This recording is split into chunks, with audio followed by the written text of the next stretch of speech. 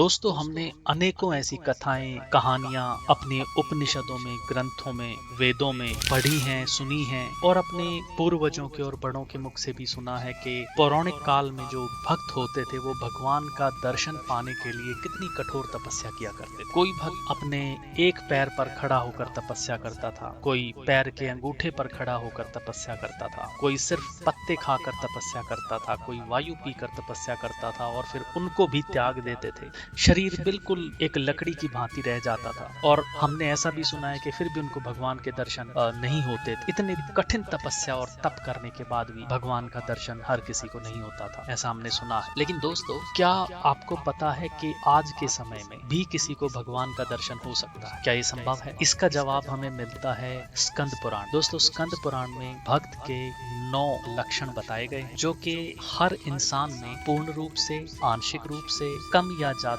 विद्यमान है। और जिस किसी व्यक्ति में, भक्त में ये 9 लक्षण विद्यमान होते हैं उसको भगवान का दर्शन जरूर जरूर होता है। चाहे वो साक्षात हो, चाहे वो किसी आकृति के रूप में हो, किसी चिन्ह के रूप में हो, इनडायरेक्टली दर्शन हो, जागृत अवस्था में हो, स्वप्न में हो, या किसी भी प्रकार से उसको कोई आभास या कोई इंट्यूशन होता हो, लेकिन ये होता जरूर है। हम आपके सामने 9 लक्षण भक्त के रख रहे हैं जो हमने स्कंद पुराण से लिए हैं, बिना कोई छेड़छाड़ किए, बिना कोई संशोधन किए, एज इट इज आपके सामने रख रहे हैं। आप सुनिए और जांचिए कि आप में इसमें से कितने लक्षण। नंबर 1, वो व्यक्ति जो समस्त जीवों का हितैषी है, जिसमें दूसरों के दोष देखने का स्वभाव नहीं है और जो किसी से डाह नहीं रहा। नंबर 1। नंबर 2, जो व्यक्ति स्वभाव से शांत, सरल और सुहृदय। नंबर 3, जो व्यक्ति मन, वाणी और क्रिया यानी कि कर्म के द्वारा दूसरों को पीड़ा, दुख नहीं पहुंचा। दोस्तों, 3 प्रकार के पाप किए जा सकते हैं।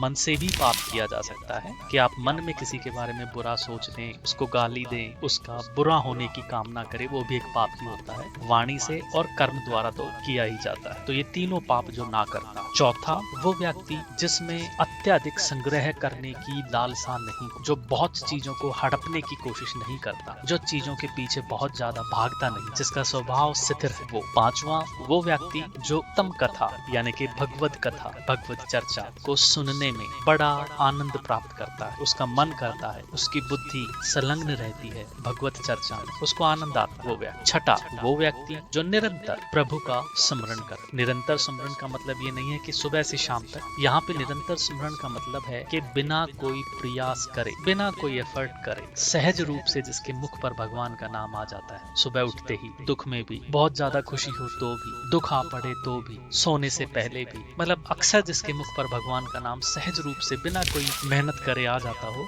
वो व्यक्ति। सातवां, अपने माता पिता की सेवा जो आदमी करता है। आठवां, वो व्यक्ति जो देव पूजा में तत्पर रहता है, भगवान की भक्ति के कामों में जो सहायक होता है, पूजा के कार्यों में जो सहयोग देता है, और जब ऐसे कार्य देखता है, सुनता है तो वो हर्षित होता है, उस प्रकार का व्यक्ति। और नौवां, हर कार्य को करने से पहले जिसके मुख पर भगवान का नाम आ जाता है। यहाँ तक कहा गया है स्कंद पुराण में कि मैथुन करने से पहले भी ये भक्त प्रभु को याद करते हैं, क्योंकि ये जानते हैं कि मन में उठने वाले सभी भाव भगवान की ही देन, और ये जो मन में तरंग है ये प्रभु की ही दी हुई, और वो भगवान का स्मरण करते। दोस्तों, ये 9 गुण हैं जो स्कंद पुराण में बताए हैं, एक भक्त के लक्षण, और जिसमें ये 9 के 9 गुण विद्यमान हों उसको भगवान का दर्शन होना तय है किसी न किसी रूप। धन्यवाद।